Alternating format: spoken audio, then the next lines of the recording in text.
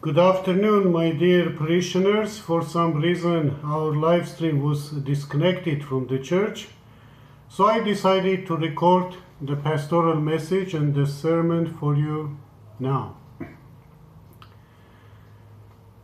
If you have been in Yerevan, you will know that one of the places that we always make sure to visit is a place called Matenataran.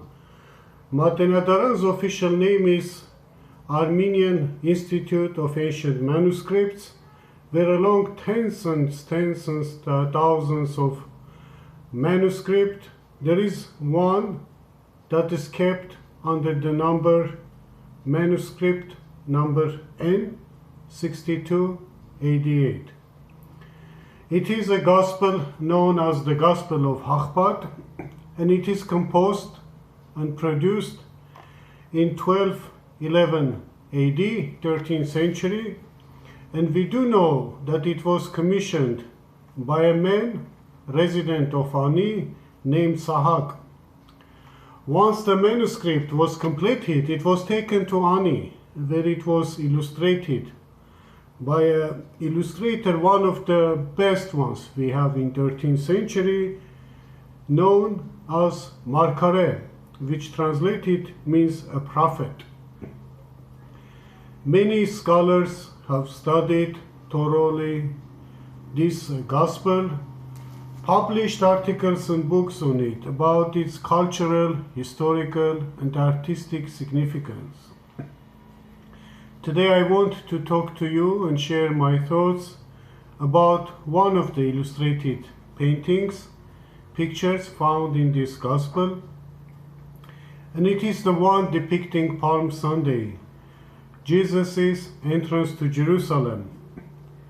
What makes this illustration very special, something that you have not probably seen in any other Palm Sunday picture, painting, or work of art, is that it does not depict Jesus entering Jerusalem.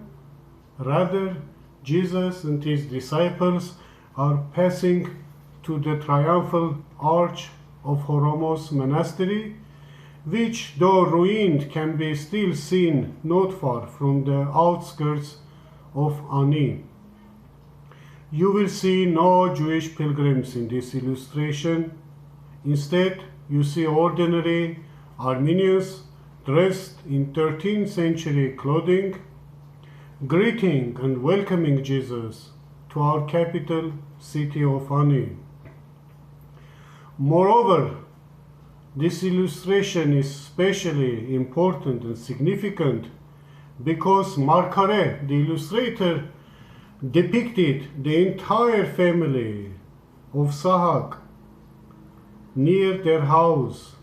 Moreover, if we look closely, we will notice that in fact it appears as if Jesus is coming straight to their home. We see Sahak outside waiting for Jesus. We see his wife on the second floor. Next to her, we see their two daughters, and their three sons are on a tree, breaking and preparing branches to greet the Savior into their home. It is as if Markare is inviting us, encouraging, reminding, and teaching us to realize, to understand that the story of Palm Sunday is not merely about recalling, celebrating some historical events which happened 2,000 years ago. Instead, it is an invitation to step into those events through the sacred gateways of Markare's illustration. Today, as 2,000 years ago, Jesus is passing by our homes and our hearts, ready to heal, ready to listen, and ready to love. Palm Sunday, indeed, is an invitation to meet and to greet and to get to know Jesus personally, welcome him into our lives and our families, renew and rejuvenate our faith, our spirituality, and our relationship with our Savior. Most importantly, today I invite you to pause for a moment and reflect if indeed we could step into this picture and be part of these events, who we would be in the crowd. Would we be the two blind men on the side of the road asking for healing from Jesus? Perhaps we would be one in the cheerful crowd welcoming the Messiah into the city and into our hearts, only to deny him and demand his crucifixion and death only a few days later.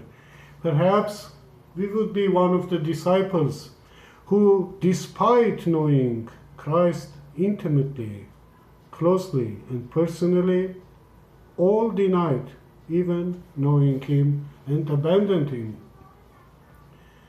Or perhaps we would be the few faithful women who, regardless not even being mentioned in the story of Palm Sunday, are the only group of disciples, followers of Jesus, who stood by him, who never abandoned him, and were supporting and being with him when he was being mocked, laughed at, wrongly accused, and crucified. Palm Sunday, indeed, is not merely a religious celebration that occurs once a year, but it is truly a way of life. It is a way of life that encourages us to constantly re-examine and re-evaluate our values, our way of life. It is an invitation to live a life that is radiating with peace, humility, forgiveness, healing, and most importantly, love. Humility, as he humbled himself, riding into Jerusalem, not on the noble horse, but on a donkey. Forgiveness, as he forgave all those who crucified, accused him, and killed him. Healing, as he, until the last minute of his life, healed, uplifted, supported everyone in pain who came across to him. And most importantly, love. The love that is sacred, originates and springs from the heart of God. The same love with which he loved the world, he loved us, to the point that he gave his life for our redemption, our salvation and healing. Amen.